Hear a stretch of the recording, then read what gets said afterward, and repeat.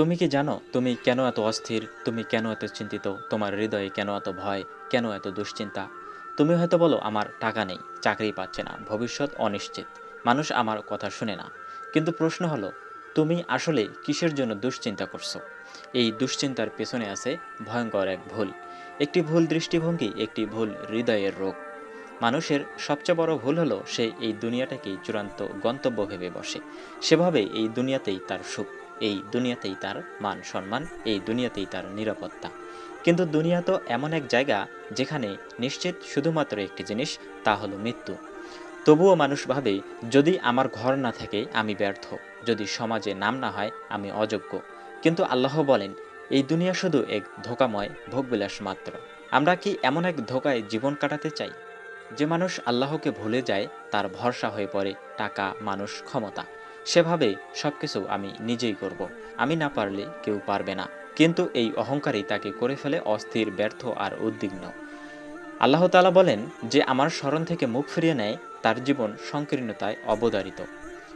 তুমি কাকে ভরসা করছো, আল্লাহকে নাকি নিজের ক্ষণস্থায়ী পরিকল্পনাকে? মানুষ যত পায় তত চায়। তুমি একটা গাড়ি পেলে পরদিন চাইবে আরেকটা নতুন মডেলের গাড়ি। তুমি একটা বাসা বানালে দেখবে অন্যটা তোমার চেয়ে বড়।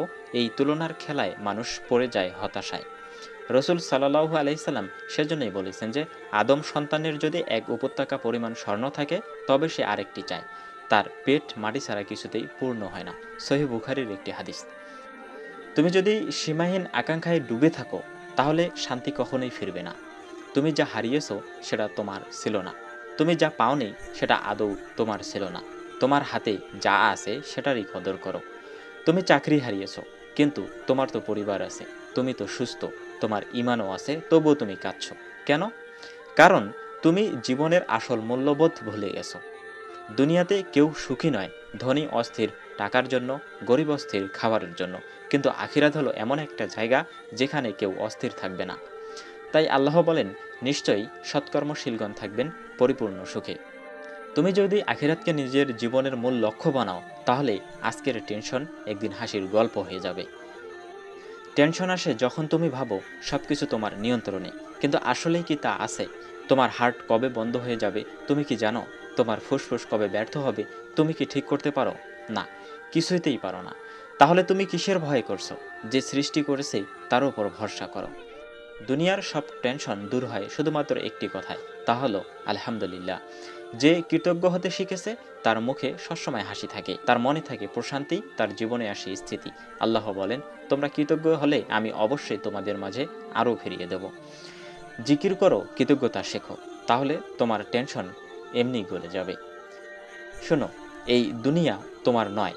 তুমি চাইলেও একদিন এই পৃথিবী তোমাকে বিদায় জানাবে। তুমি সব রেখে চলে যাবে, তাই আজকেই নিজের জীবনের মূল প্রশ্নটি জিজ্ঞেস করো, আমি কি এই দুনিয়ার দাস নাকি আল্লাহর দাস? যদি তুমি আল্লাহর দিকে ফিরে যাও, তাহলে টেনশন আর দুশ্চিন্তা হবে তোমার জীবনের শিক্ষক, কিন্তু শত্রু নয়। তোমার মন বলবে, হে আমার প্রভু, আমি তোমার উপর ভরসা করি, তুমি জানো আমি জানি না।